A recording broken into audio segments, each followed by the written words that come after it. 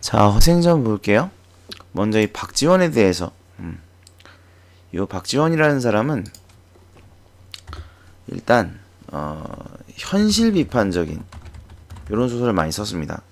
이건 뭘 비판하느냐?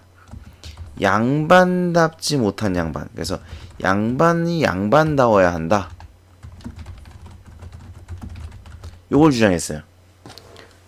양반이 양반다워야 돼요. 그래서 백성들을 잘 다스려야 되고, 그 다음에 만족할 줄 알아야 돼요. 분수를 알고 만족할 줄 알아야 한다. 그 다음에 뭐 그 외에도 굉장히 많습니다. 뭐 그 뭐지? 등용, 인재 등용이 불합리하다. 뭐 이런 것들은 이제 나올 거예요. 예, 그런 내용들은 이제 보면서 읽어보도록 합시다. 자, 현실 비판적이다. 그 다음에 양반다운 양반. 이거는 제가 왜 말씀을 드리냐면 박지원의 이 작품뿐만 아니라 박지원의 모든 작품에 등장해요. 이 내용이. 양반다운 양반과 그 다음에 만족하는 삶. 분수를 알아야 된다. 요게 모든 작품에 등장합니다. 뭐 예덕 선생전부터 시작해서 뭐 호질, 민홍전 작품도 엄청 많이 쓴 사람이에요. 예, 그래서 박지원이라는 사람이 나오면 요걸 좀 기억해 주실 필요가 있습니다. 그 다음에 허생전 내용을 보죠. 허생은 묵적골에 살았다. 곧장 남산 밑에 닿으면 우물 위에 오래된 은행나무가 서 있고 은행나무를 향하여 살인문이 열려 있는데 두억한 초가는 비바람을 막지 못할 정도였다. 가난하다는 얘기죠? 네, 가난합니다.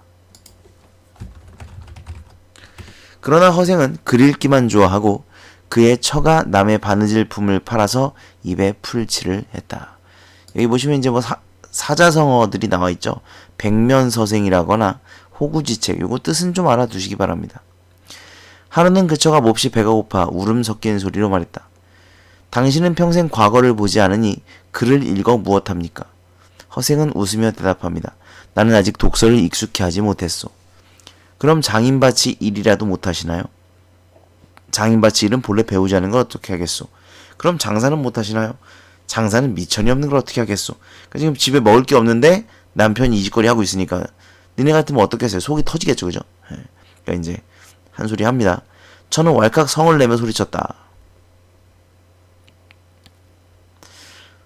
밤낮으로 글을 읽더니 기껏 어떻게 하겠소 소리만 배웠단 말씀이요?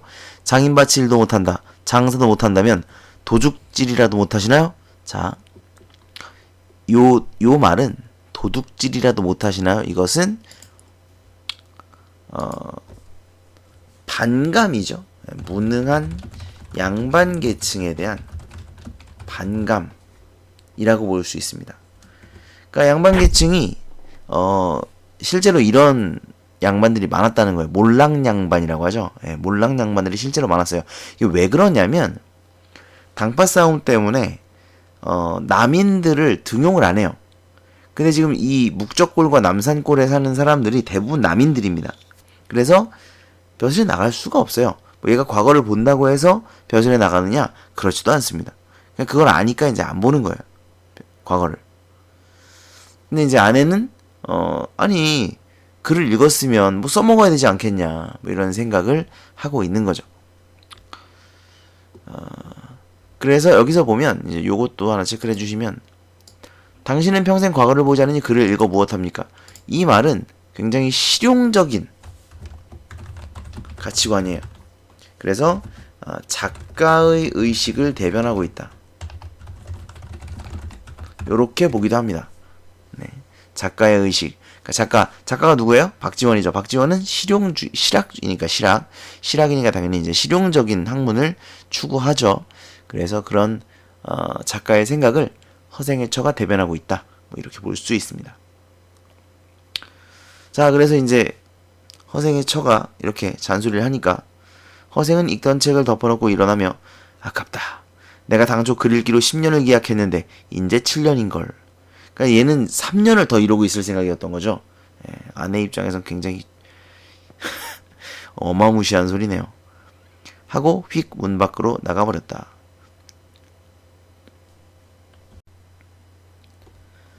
허생은 거리에 서로 알만한 사람이 없었다. 그렇겠죠. 7년 동안 글만 읽었으니까. 바로 운전가로 나가 시중에 사람을 붙들고 물었다. 누가 서울 성 중에 제일 부자요? 변씨를 말해주는 이가 있어 허생이 곧 변씨의 집을 찾아갔다. 허생은 변씨를 대하여 길게 읍하고 말했다. 이제 인사를 하고요. 내가 집이 가난해서 뭘 좀 해보려고 하니 만냥을 구워주시기 바랍니다. 변씨는 그러시오 하고 당장 만냥을 내주었다. 이게 좀 되게 특이하죠. 그러니까 돈이 없으니까 좀 빌려줘. 그냥 모르는 사람한테 가가지고. 이것도 특이한데 그 돈을 빌려줍니다. 자, 요 변씨는 뒤에도 이제 나옵니다. 나오는데 그 당시 이제 신흥상인 계층을 대변하는 인물이에요. 신흥상인 계층. 그래서 대범하고 경제적인 여유가 있는 뭐 그런 인물이죠. 그래서 대범하게 만냥을 그냥 내주는 거예요. 허생은 감사하다는 인사도 없이 가버렸다. 변씨 집의 자제와 손들이 보니 허생을 보니 거지였다. 실띠에 술이 빠져 너덜너덜하고 갓신의 뒷굽이 자빠졌으며 쭈그러진 갓에 허름한 도포를 걸치고 코에서 맑은 콧물이 흘렀다. 자, 여기 뭐 쓰였어요? 묘사 쓰였죠. 여러분 그 고전소설 문제를 보다 보면 외양묘사가 사용되었다. 배경묘사가 사용되었다. 뭐 심리묘사가 사용되었다. 이런 것들이 있는데 대부분의 묘사는 좀 적절하지 않은 경우가 많습니다. 근데 이 부분에서는 인물의 외양 묘사가 사용되었다는 거 알아두시기 바랍니다. 자, 거짓골이죠? 네, 거짓골을 한 허생의 외양을 묘사하고 있습니다. 허생이 나가자 모두들 어리둥절해서 물었습니다. 저희를 아시나요? 저 사람을 아냐 이거죠. 모르지. 아니, 이제 하루아침에 평생 누군지도 알지 못하는 사람에게 만냥을 그냥 내던져버리고 성명도 묻지 않으시다니 대체 무슨 영문인가요? 변씨가 말하는 것이었다. 이건 너희들이 알 바 아니다. 대체로 남에게 무엇을 빌리러 오는 사람은 을에 자기 뜻을 대단히 선전하고 신용을 자랑하면서도 비굴한 빛이 얼굴에 나타나고 말을 중언부언하게 마련이다. 자, 중언부언의 뜻은 좀 알아둡시다. 중언부언. 같은 말을 반복한다는 뜻이에요. 같은 말 반복. 그러니까 핵심이 없으니까 같은 말을 반복하고 앉아있다. 그런데 저 객은 형세근에 허술하지만 말이 간단하고 눈을 오만하게 뜨며 얼굴에 부끄러운 기색이 없는 것으로 보아 재물이 없어도 스스로 만족할 수 있는 사람이다. 그 사람이 해보겠다는 일이 작은 일이 아닐 것이며 나 또한 그를 시험해보려는 것이다. 안 주면 모르되 이왕 만냥을 주는 바에 성명은 물어 무엇을 하겠느냐. 어차피 뭐 담보를 잡힌 것도 아니고 그 사람 신용만을 보고 그 사람만 보고 이제 빌려주는 거지 않습니까? 그러니까 사실 못 받아도 어쩔 수 없는 거다. 뭐 이런 생각을 하고 있는 거죠. 그러나 반드시 저 사람이 뭔가를 해낼 것 같다라고 생각을 하기 때문에 이제 빌려준 거죠. 그러니까 지금 보면 아까도 말씀드렸지만 양반다운 양반, 그 다음에 만족할 줄 아는 양반, 뭐 이런 것을 이제 긍정으로 그리고 있는데 지금 여기서도 허생이라는 사람은 만족할 줄 아는 사람이라는 거죠. 그런데 그 사람이 뭔가를 해보려고 한다면 이건 뭔가 큰 일일 것이다 라고 생각을 하고 변씨는 만냥을 빌려주고 있습니다. 그러니까 허생은 당당하고 변씨는 도량이 넓고 뭐 대범하죠. 네, 이런 성격을 알 수가 있겠죠. 자, 이제 돈을 빌렸습니다. 갑니다. 허생은 만냥을 입수하자 다시 자기 집에 들르지도 않고 바로 안성으로 내려갔다. 안성은 경기도 충청도 사람들이 마주치는 곳이요 삼남의 길목이기 때문이다. 거기서 대추, 밤, 감, 배며 석류, 귤, 유자 등속의 과일을 모조리 2배의 값으로 사들였다. 허생이 과일을 몽땅 쓸었기 때문에 온 나라가 잔치나 제사를 못 지낼 형편에 이르렀다. 자, 여기서 두 가지가 중요합니다. 첫 번째, 과일을 모조리 2배의 값으로 사들였다. 이 방식을 뭐라고 하는지가 나올 수 있고요. 매점 매석이라고 합니다. 매점 매석. 하나의 물건을 다 싸그리 사들이는 거예요. 독점하는 거. 그랬다가 나중에 이제 비싸게 파는 거죠. 그 다음, 허생이 과일을 몽땅 쓸었기 때문에 온 나라가 잔치나 제사를 못 지낼 형편에 이르렀다. 뭐 여기까지는 괜찮은데 그 다음 보시면 얼마 안 가서 허생에게 2배의 값으로 과일을 팔았던 상인들이 도리어 10배의 값을 주고 사가게 되었다. 이 부분을 보시면 이렇게 체크를 합시다. 자, 여러분 배 있죠? 배, 과일 뭐 하나에 한 10,000원 한다. 그러면 뭐 진짜 죽도록 배가 먹고 싶다. 먹고 싶다. 그러면 먹을 수도 있죠. 10,000원인데. 근데 배가 하나에 10만 원이다. 살 거예요? 배 먹을 거야? 아, 배 오늘 너무 먹고 싶은데 10만 원이야. 먹을 거예요? 엔간하면 먹죠. 그죠? 자, 제사를 지냈는데 어떤 과일이 필요해. 그러니까 그 과일을 10배의 가격을 주고서라도 사는 거예요. 오케이? 자, 양반들이 그랬다는 거예요. 그래서 여기 보면 상인들이 도리어 10배의 값을 주고 샀다. 사갔다는 건 누군가가 이걸 이제 사겠다는 거 아니야. 이 가격에. 그렇지 않습니까? 양반들이 사는 거예요. 왜? 제사를 지내야 되니까. 이해되시나요? 근데 그럼 제사를 지낼 때 배가 없으면 여기 대추 밤감 배 없으면 못 지내요? 옛날 사람들은 그게 꼭 있어야 했어. 이게 바로 허리의 허식이라는 거예요. 요게 좀 중요합니다. 허리의 허식. 굉장히 싫어해요. 박지원이. 네. 왜? 박지원은 실학자거든요. 실용주의적 가치관을 가지고 있는 사람입니다. 그러니까 남들에게 보이거나 좀 의미 없는데 그걸 하는 것을 좀 되게 싫어합니다. 그래서 양반들의 허리의 허식을 비판하는 그런 내용이에요. 이 부분이. 그러니까 이게 과일을 매점 매석을 해가지고 돈을 벌었다. 그죠? 요게 양반들의 허리의 허식을 비판하는 부분이고요. 또 하나는 뭐냐?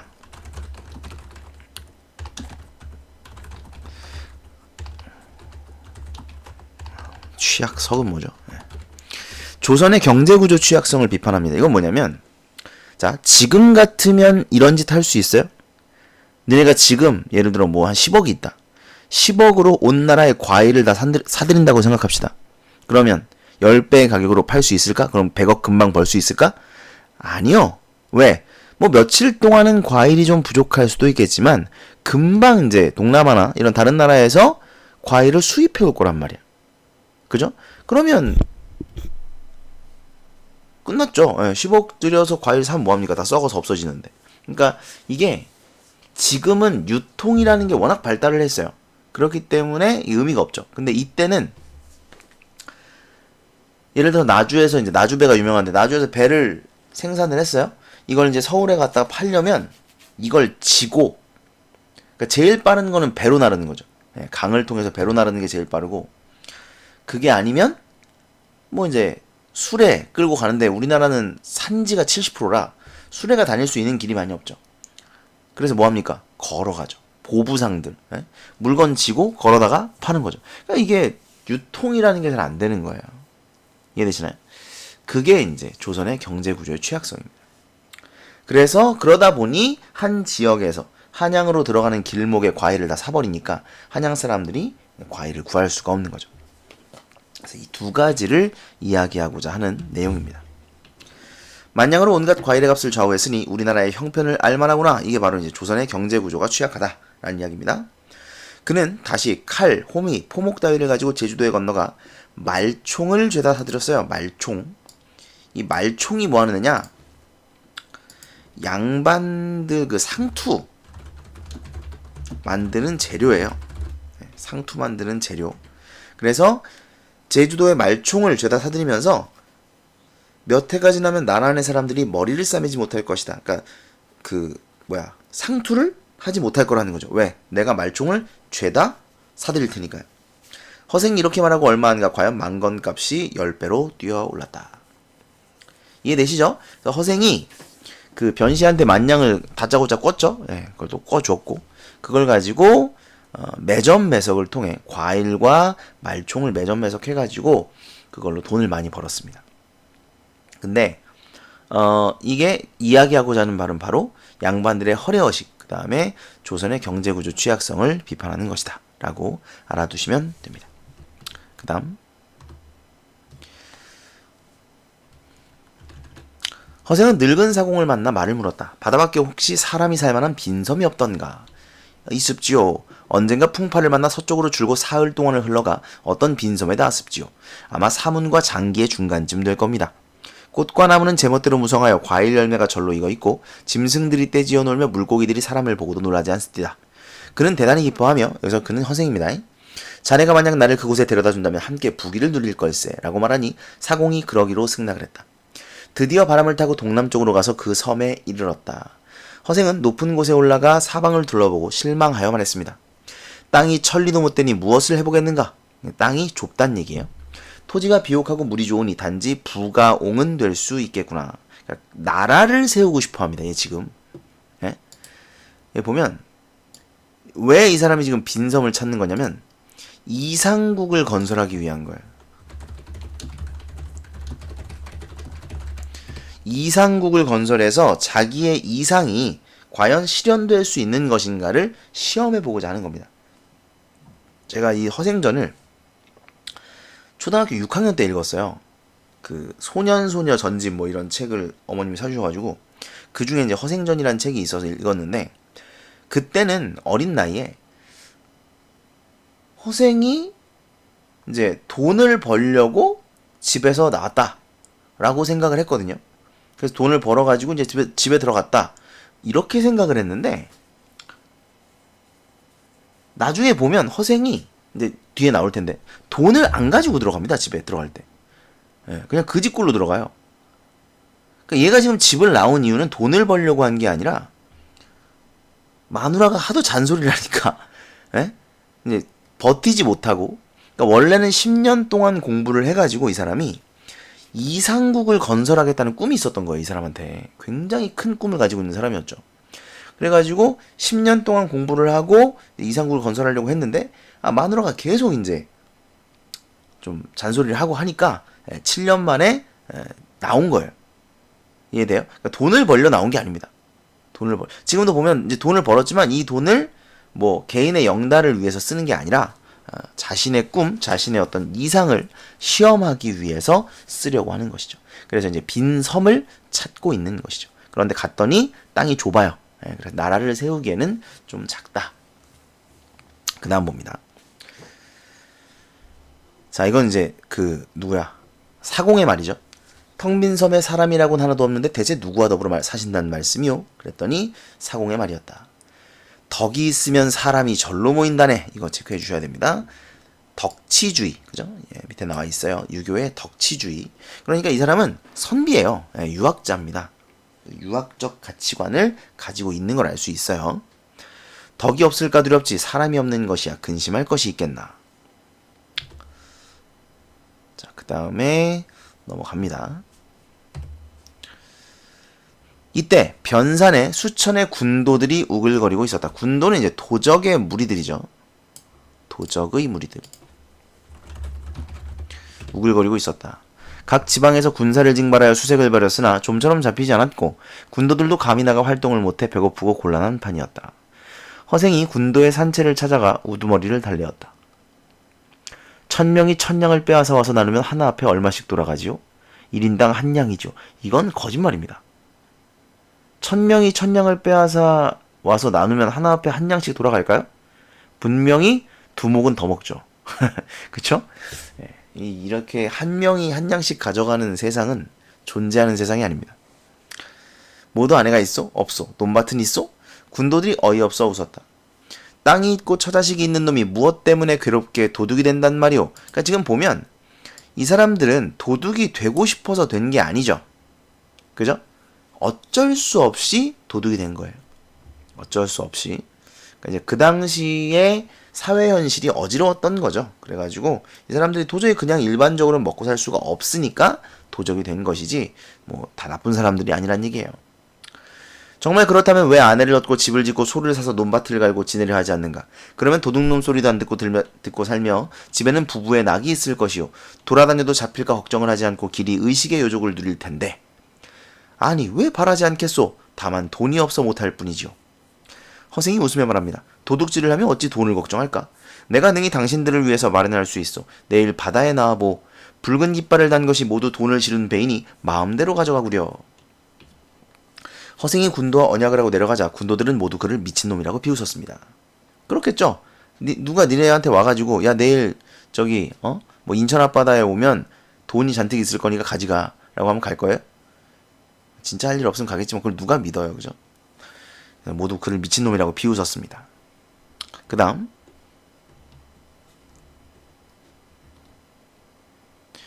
이튿날 군도들이 바다에 나가 보았더니 과연 허생이 30만 냥의 돈을 싣고 온 것이었다.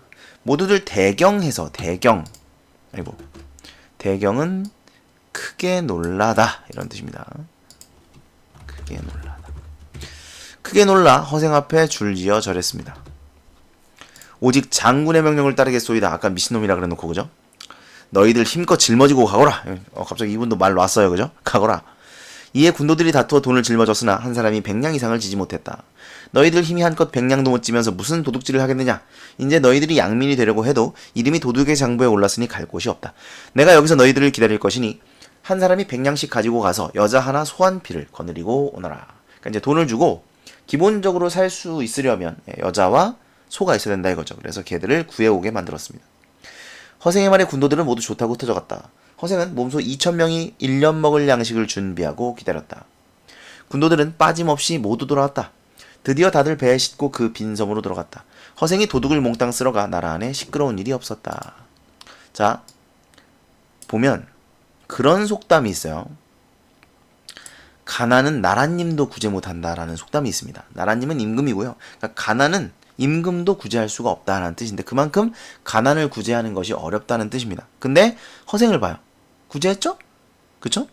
그러니까 나라 입장에서는 도둑들이 다 사라졌으니까 좋은 거고, 그죠? 그 다음에 도둑들 입장에서는 편안하게 이제 양민처럼 살아갈 수 있으니까 좋은 거죠. 네. 일석이조예요. 허생의 2인정 이거 나와 있네요. 나와 있으니까 뭐 줄치세요, 님들은. 2인이라는 건 뭐냐? 2인 범상치 않은, 평범하지 않은 사람이란 뜻이에요.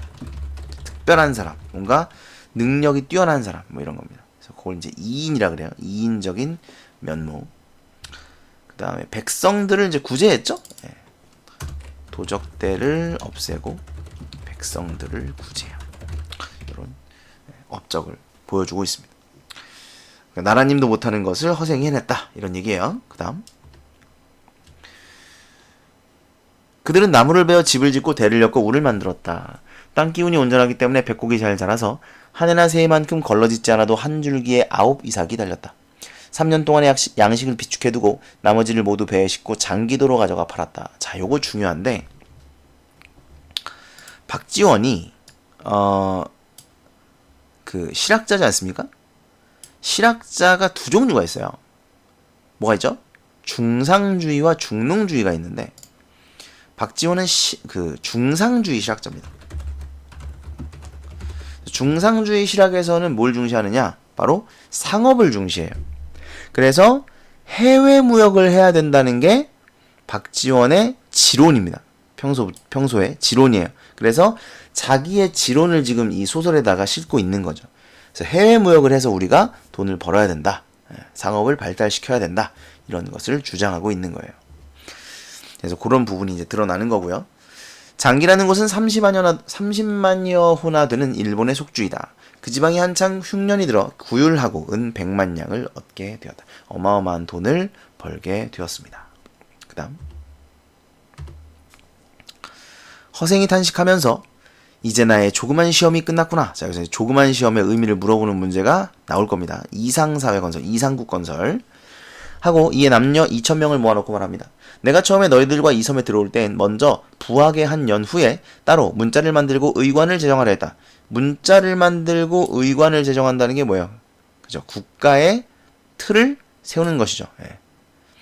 그런데 땅이 좁고 덕이 넓으니 나는 이제 여기를 떠나련다. 다만 아이들을 낳거든 오른손에 숟가락을 쥐고 하루라도 먼저 난 사람이 먼저 먹도록 양보하게 하여라. 이게 뭐예요? 유교적 가치관이죠.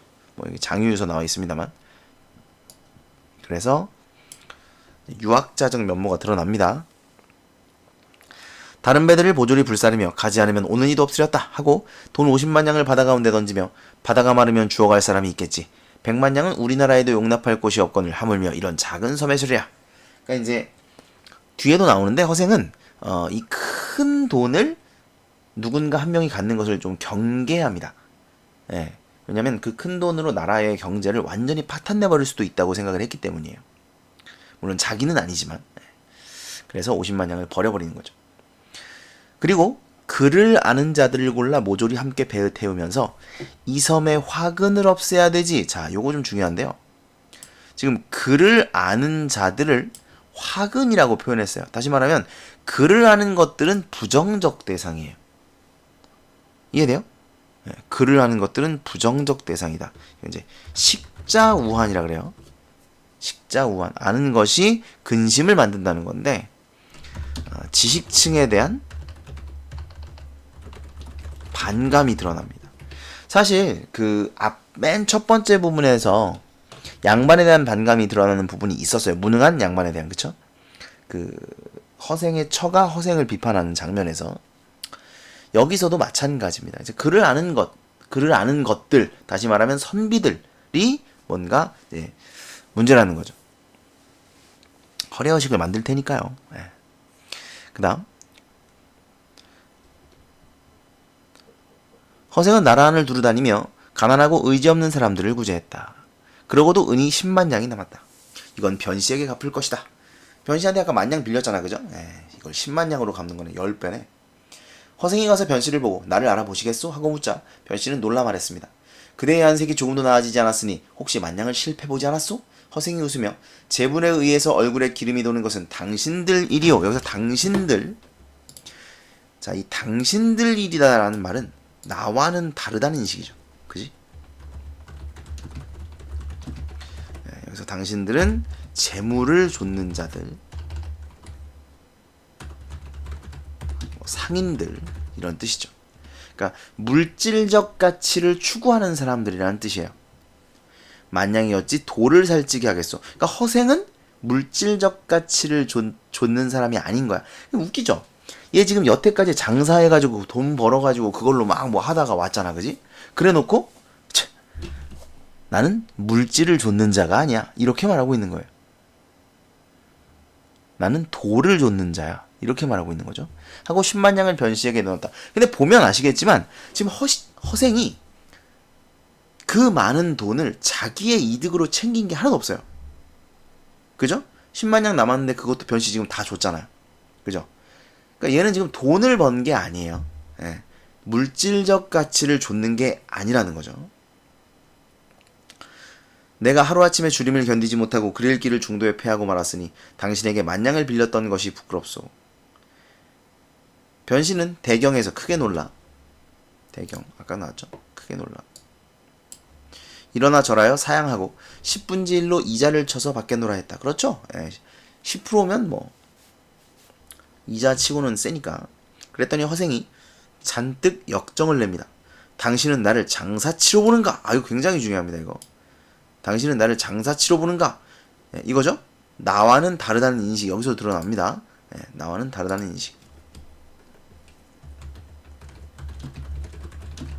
나는 사대부, 위에 나오네요. 사대부 의식. 그러니까 허생은 어디까지나 사대부예요.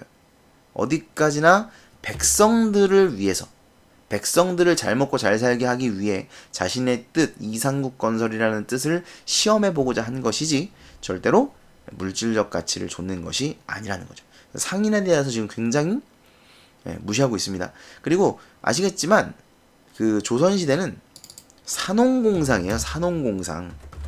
산업공상의 선비사, 그죠? 그 다음에 농업, 그 다음에 공업, 마지막이 상업이에요. 그러니까 평민 중에서도 상인들을 가장 천하게 여겼단 말이에요. 아시겠니? 산업공상. 그래서 상인 계층을 무시하고 있습니다.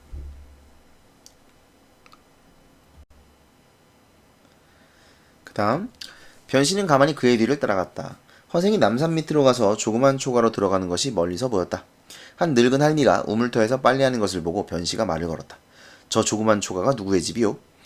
허생원 댁입지요. 가난한 형편에 글 공부만 좋아하더니 하루아침에 집을 나가서 5년이 지나도록 돌아오지 않으시고 시방 부인이 혼자 사는데 집을 나간 날로 제사를 지냈지요.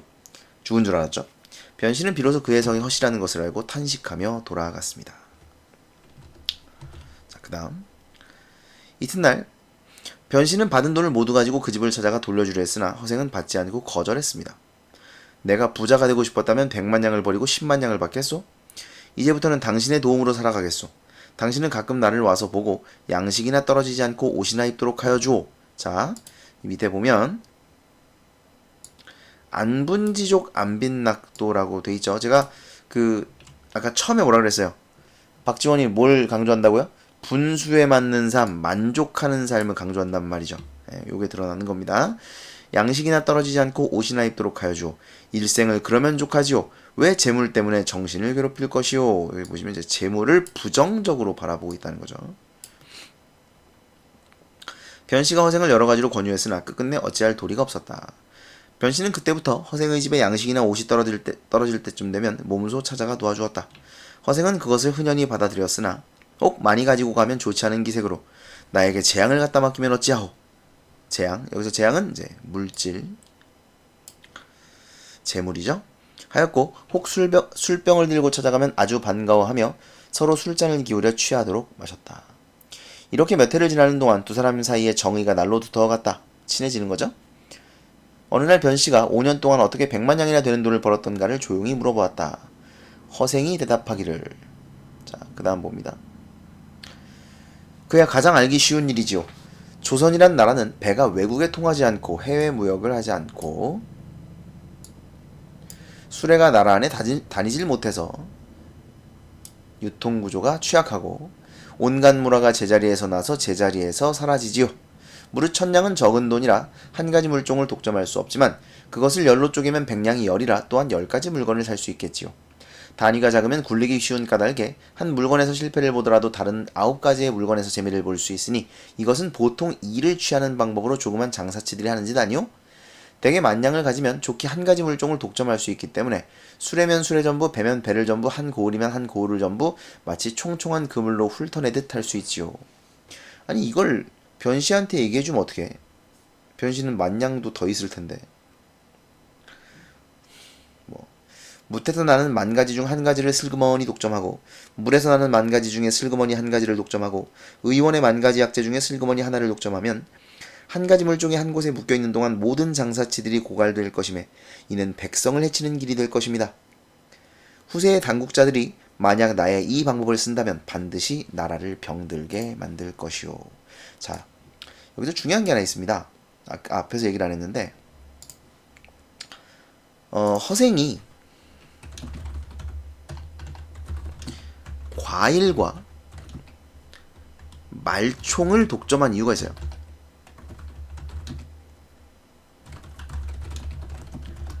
이건 둘 다 누가 사용하는 물건들이죠? 과일과 말총? 양반들이 사용하는 물건입니다. 그죠? 평민들이 사용하는 물건이 아니에요. 과일은 제사를 지낼 때, 말총은 양반들이 상투를 틀 때 사용하는 물건이죠. 그래서 양반들이 사용하는 물건이기 때문에 이 평민들에게는 해가 되지 않게. 예. 그래서 이 물건들을 독점한 겁니다. 그러니까 얘는 알고 있는 거죠. 만약에 쌀이라도 누가 독점을 한다, 만냥으로. 그러면 이제 백성들이 굶어 죽고 난리가 나겠죠. 돈 많은 사람들만 쌀을 사서 먹을 수 있게 되고, 뭐 이런 일들이 벌어지게 될 겁니다. 그래서 이런 얘기를 하는 거예요. 나의 방법을 쓴다면 나라를 병들게 만들 것이다. 그리고 그래서 자신은 과일과 말총만 독점을 한 것이죠. 그 다음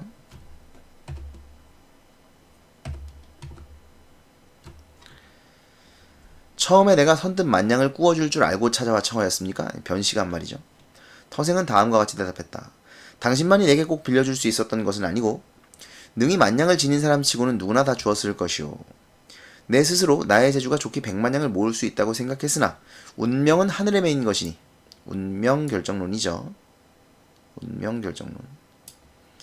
낸들 그것을 어찌 알겠소. 그러므로 능히 나의 말을 들어주는 사람은 복 있는 사람이라.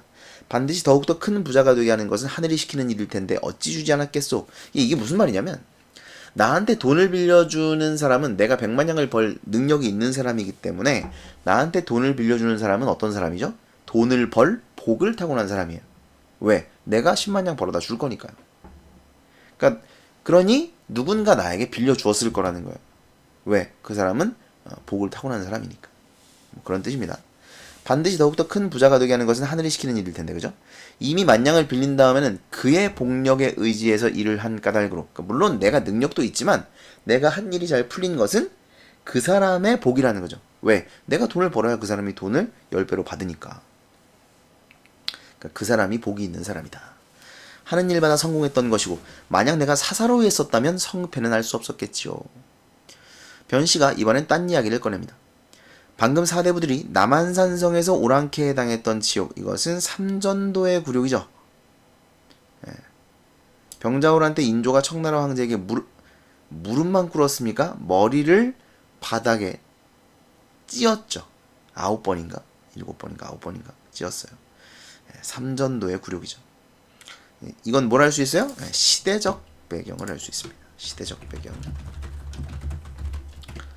지옥을 씻어보고자 하니 지금이야말로 지혜로운 선비가 팔뚝을 뽐내고 일어설 때가 아니겠소? 선생의 그 재주로 어찌 괴롭게 파묻혀 지내려 하십니까? 자, 이거 중요한 게 하나 있다.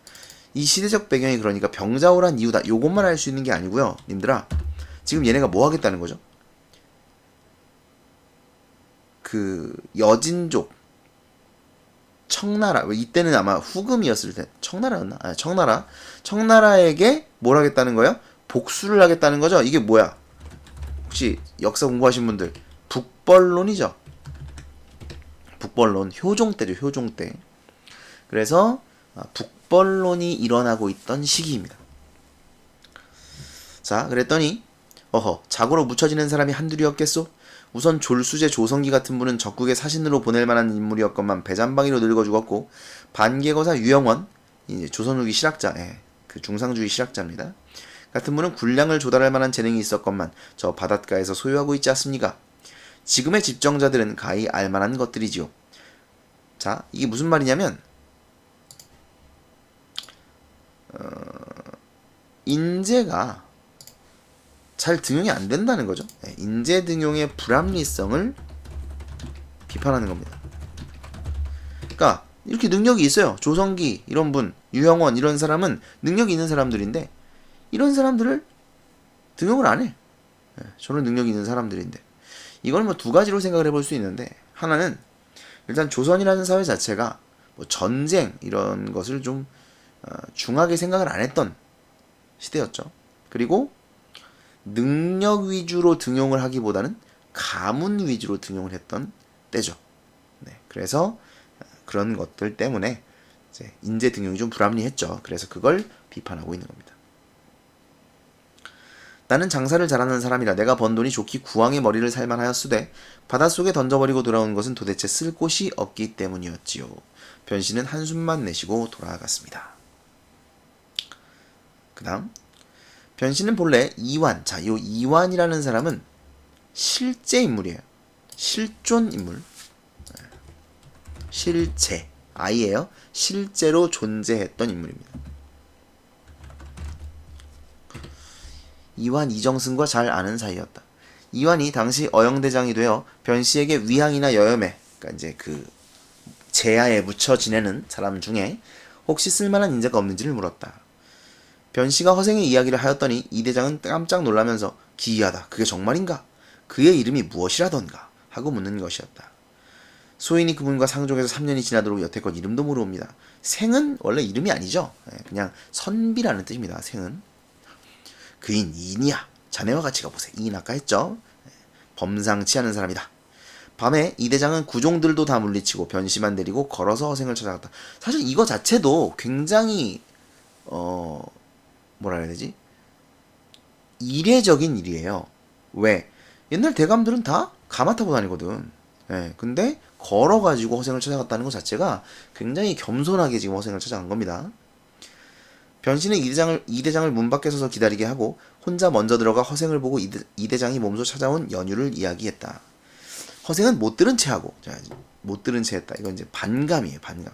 앞에서부터 계속 나오지만 이 위정자들에 대한 그 뭐라 그러지? 지배층, 양반계층에 대한 반감이 굉장히 강합니다. 당신 차고 온 술병이나 어서 이리 내놓으시오 했다. 그리하여 즐겁게 술을 들이켜는 것이었다. 변씨는 이 대장을 밖에 오래 서 있게 하는 것이 민망해서 자주 말했으나 허생은 대꾸도 않다가 야심해서야 비로소 손을 부르게 하는 것이었다. 이 대장이 방에 들어와도 허생은 자리에서 일어서지도 않았다. 이것도 역시 반감을 드러내는 겁니다.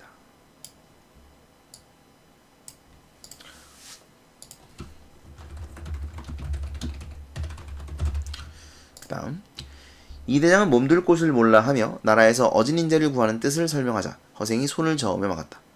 밥은 짧은데 말이 길어서 듣기에 지루하다. 너는 지금 무슨 벼슬에 있느냐? 반말입니다. 그죠? 예, 반말이에요. 대장이요. 그렇다면 너는 나라에 신임받는 신하로군.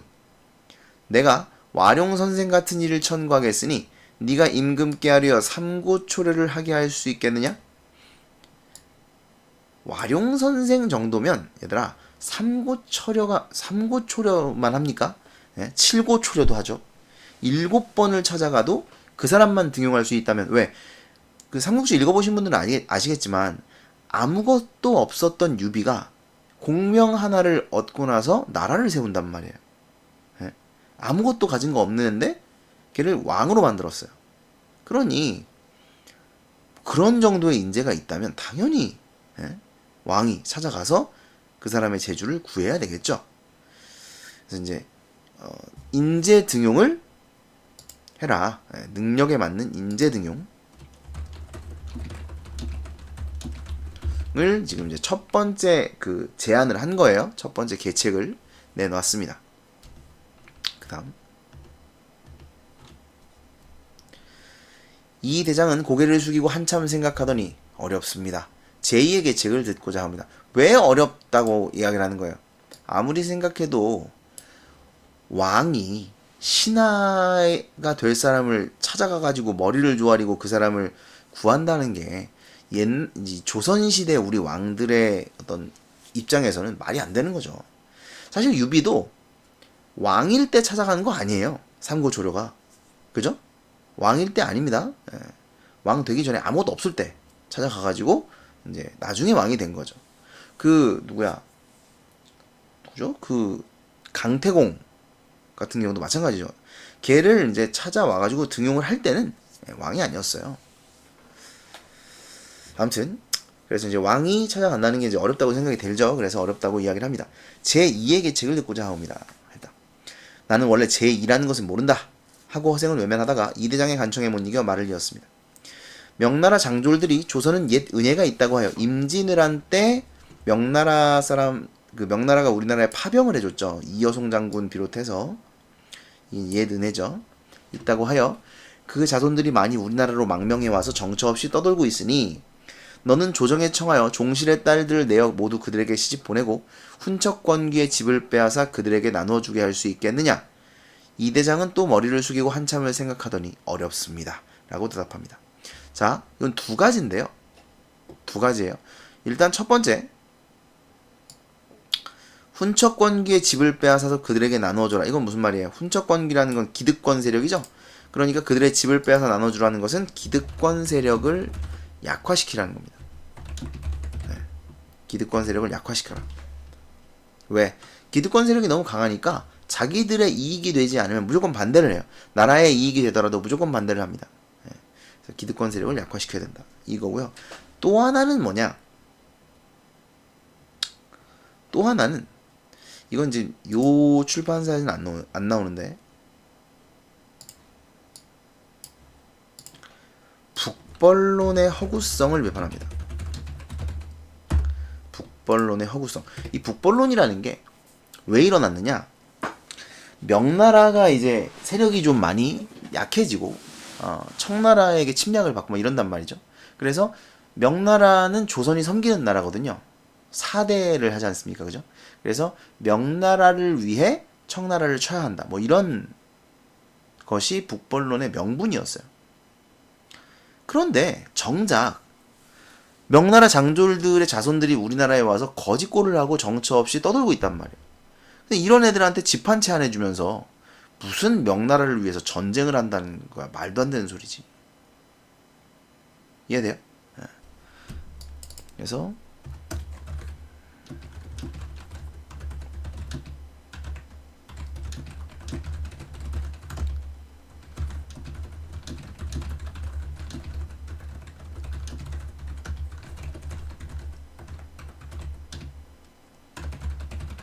자, 이런 뜻이에요. 어불성설, 말이 안 된다는 겁니다. 그래서 두 가지. 이거는 뭐 안 배우셨으면 모르셔도 되긴 합니다. 근데 아마 제가 드리는 문제는 여기 좀 많이 나올 거라 알아는 두세요. 그 다음 세 번째입니다. 이것도 어렵다 저것도 어렵다면 도대체 무슨 일을 하겠느냐? 가장 쉬운 일이 있는데 네가 능히 할 수 있겠느냐? 말씀을 듣고자 합니다. 일단 말해봐라. 무릇 천하의 대의를 외치려면 먼저 천하의 호걸들과 접촉하여 결탁하지 않고는 안되고 남의 나라를 치려면 먼저 첩자를 보내지 않고는 성공할 수 없는 법이다. 지금 만주 정부가 갑자기 천하의 주인이 되어서 중국 민족과는 친근해지지 못하는 판에 조선이 다른 나라보다 먼저 섬기게 되어 저들이 우리를 가장 믿는 터이다. 진실로 당나라 원나라 때처럼 우리 자제들이 유학가서 벼슬까지 하도록 허용해 줄 것과 상인의 출입을 금하지 말도록 할 것을 간청하면 저들도 반드시 자기네에게 친근해지려 함을 보고 기뻐 승낙할 것이다. 그러니까 뭐 하라는 거죠? 청나라와 교류를 하라는 겁니다. 국중의 자제들을 가려 뽑아 머리를 깎고 되놈의 옷을 입혀서, 되놈은 그 청나라를 낮추어 부른 거죠. 되놈의 옷을 입혀 그중 선비는 가서 빈공과에 응시하고, 빈공과는 외국인이 보는 시험, 과거. 또 서민은 멀리 강남에 건너가 장사를 하며 저 나라의 실정을 정탐하는 한편 저 땅의 호걸들과 결탁한다면 한번 천하를 뒤집고 국치를 씻을 수 있을 것이다. 뭐 하라는 거죠? 첩자를 보내라는 겁니다. 국중의 자제들을 가려 뽑아 첩자로 보내고요. 그죠? 그래서 선비는 벼슬을 하고요. 그 다음에 서민은 장사를 하고요. 자, 이렇게 뭐 하라는 거예요? 정탐을 하라는 거죠. 네, 정탐을 해야죠. 정탐을 하고 분명히 청나라 안에서 그 당시 누르하치죠. 누르하치에게 반대하는 세력들도 존재할 겁니다. 분명히 그렇겠죠. 또는 청나라에 반대하는 세력들도 존재할 수 있어요. 그런 반대 세력들을 이제 어떻게 해야 돼요? 포섭을 해야 되겠죠? 그래야 전쟁을 해서 승리를 하죠. 그 얘기를 하는 겁니다, 지금. 그래서 정차를 보내야 된다. 첩자, 요거. 첩자를 보내지 않고는 성공할 수 없다, 첩자. 그래서 첩자를 보내자, 이 얘긴데. 그 다음에 교류를 하고. 그러니까 교류를 하는 척 하면서 첩자를 보내라는 얘기죠. 저 나라의 실정을 정탐하고, 어쩌고. 그리고 만약 명나라 왕족에서 구해도 사람을 얻지 못할 경우 천하의 제후를 거느리고 적당한 사람을 하늘에 천거한다면 잘되면 대국의 스승이 될 것이고 못되어도 백구지국의 지위를 잃지는 않을 것이다. 그건 무슨 말이냐면, 그래서 이제 청나라를 물리치고 나면 어떻게 해야 돼요? 황제를 옹립해야 되겠죠? 네. 황제를 옹립해서 어쩌고 저쩌고 하자, 뭐 이런 얘기입니다. 그랬더니 이 대장이 힘없이 말합니다. 사대부들이 모두 조심스럽게 예법을 지키는데 누가 변발을 하고 호복을 입으려 하겠습니까? 그렇죠? 여기 지금 보면 머리를 깎으라 그랬는데 조선시대 사람들 머리 안 깎죠, 양반들. 예. 그 다음에 되놈의 옷을 입혀서, 옛날 양반들이 그 청나라 애들이 입고 다니는 옷 입겠냐고요. 이 사대부 새끼들이. 허세만 쩔어가지고 안 입을 거라는 거죠. 누가 변발을 하고 호복을 입으려 하겠습니까? 자, 그 다음. 자, 그랬더니 허생이 빡쳤어요. 허생이 크게 꾸짖어 말합니다. 소위 사대부라는 것들이 무엇이란 말이냐? 오랑캐 땅에서 태어나 자칭 사대부라 뽐내다니 이런 어리석을 때가 있느냐? 의복은 흰옷을 입으니 그것이야말로 상인이나 입는 것이고, 상인은 물건 파는 사람이 아니고 상을 당한 사람. 누가 죽었다. 누가 죽어가지고 상을 당한 사람을 상인이라고 부르는 겁니다. 상인이나 입는 것이고, 머리털을 한데 묶어 송곳같이 만드는 것은 남쪽 오랑캐의 습속에 지나지 못한데 대체 무엇을 가지고 예법이라 한단 말인가? 번호기는, 자, 이거 이제 고사인용. 요거 중국 고사인용입니다. 그래서 번호기라는 사람이 원수를 갚기 위해서 목숨을 내놨고요. 무령왕, 이 사람은 나라를 강성하게 만들기 위해 되놈의 옷을 입었단 말이죠. 중국에서도 이렇게 한 사람들이 있는데 복수를 하겠다면서 고작 그 정도도 못하냐. 이제 대명을 위해 원수를 갚게다 하면서 그까진 머리털 하나를 아끼고 또 장차 말을 달리고 칼을 쓰고 창을 던지며 활을 당기고 돌을 던져야 할 판국에, 그러니까 전쟁을 해야 되니까 넓은 소매의 옷을 고쳐 입지 않고 딴에 예법이라고 한단 말이냐.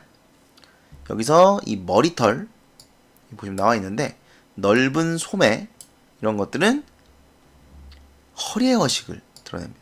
그러니까 결국 이게 왜 못하는 거죠? 왜 이걸 입고 왜 이렇게 해야 된다? 이게 예법이라는 거예요. 근데 이제 허생이 볼 때는 그게 허리의 허식이라는 거예요. 실용성은 없는. 내가 세 가지를 들어 말하였는데 너는 한 가지도 행하지 못한다면서 그래도 신임받는 신하라 하겠는가? 신임받는 신하라는 게 참으로 이렇단 말이냐? 너 같은 자는 칼로 목을 잘라야 할 것이다. 하고 좌우를 돌아보며 칼을 찾아 찌르려 했습니다. 이 대장은 놀라서 일어나 급히 뒷문으로 뛰쳐나가 도망쳐 돌아갔다. 이튿날 다시 찾아가 보았더니 집이 텅 비어있고 허생은 간 곳이 없었다. 자, 그래서 이 마지막 부분에서 비판하는 건 뭐다? 허례 허식. 여기 있다. 그래서 허례 허식을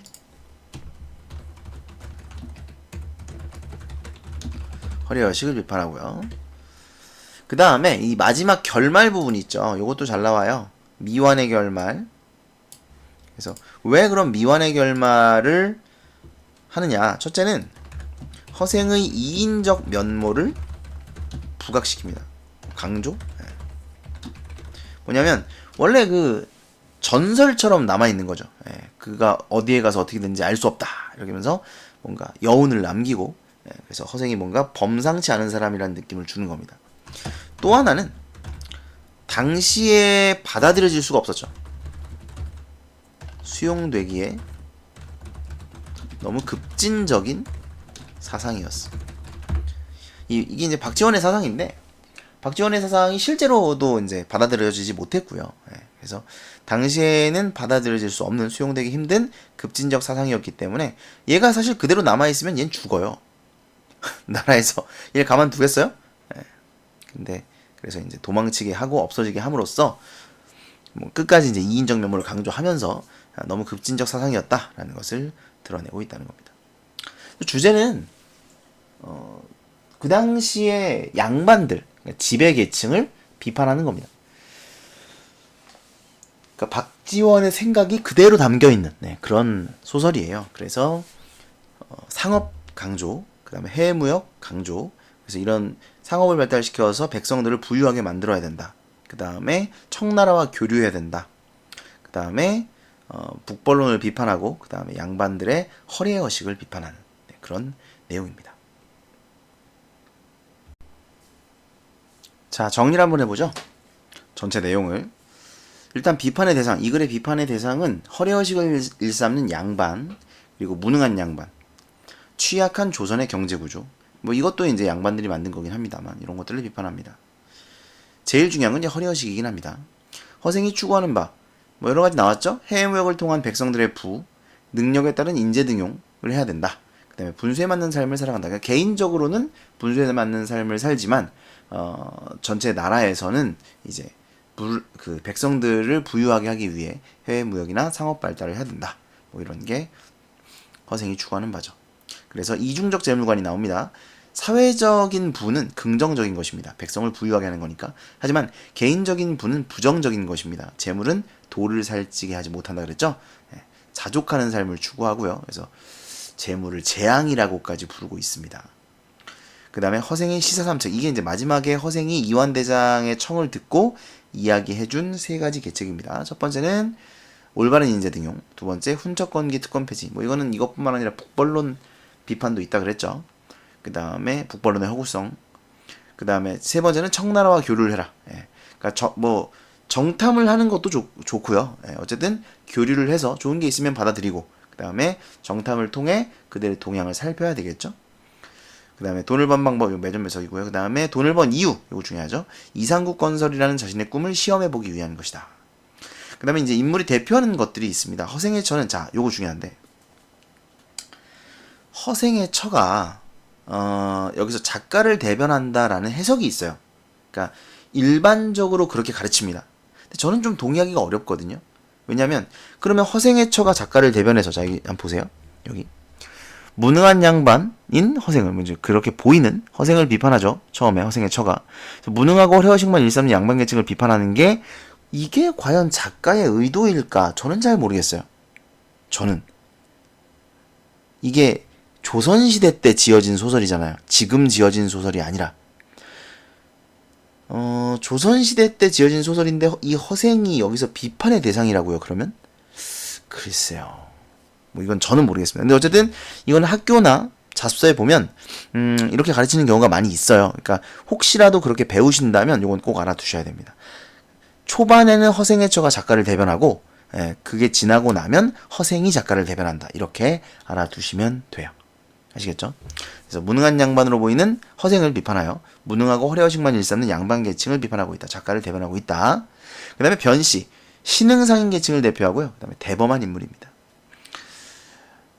그리고 요거 하나.